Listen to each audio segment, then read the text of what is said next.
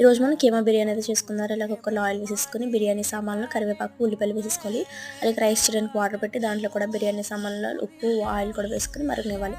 అలాగే దీంట్లో టమాటా ముక్కలు కూడా వేసుకొని ఉప్పు వేసుకొని మగ్గనించుకోవాలి. దాంట్లో క్లీన్ చేసి పెట్టుకున్న కీమాని అలాగే కొంచెం టమాటీల్ని ఉప్పుని కారం పసుపు గరం మసాలా అల్లం వెల్లుల్లి పేస్టు పెరుగు ధనియాల పొడి జీలకర్ర పొడి చికెన్ మసాలా హోల్ గరం మసాలా పొడి ఉంటుంది అది కూడా వేసుకుని అలాగే కొంచెం టేస్టింగ్ సాల్ట్ కూడా వేసుకుని పెరుగు వేసుకుని చక్కగా కలిపేసుకోవాలి.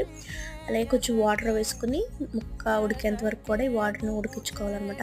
అలాగే ఇలా రైస్ అయితే 90% ఉడికి సరిపోతుంది. ఆ రైస్ని తీసుకొచ్చి ఉడుకుతున్న కర్రీలో అయితే వేసేసుకుని మనం పైన ఫ్రై చేసుకున్న ఆనియన్స్ అలాగే కొద్దిగా వేడి చేసుకున్న నెయ్యి నిమ్మరసం అలాగే కుంకుమ వాటర్లో వేసేసుకుని కుంకుమ పువ్వుని ఆ వాటర్ కూడా వేసేసుకుని మూత పెట్టేసుకుని ఒక 5 నిమిషాలు అయితే ఉడికించుకుంటే ఎంతో టేస్టీ అయిన కీమా బిర్యానీ అయితే రెడీ అయిపోయింది. పెరుగు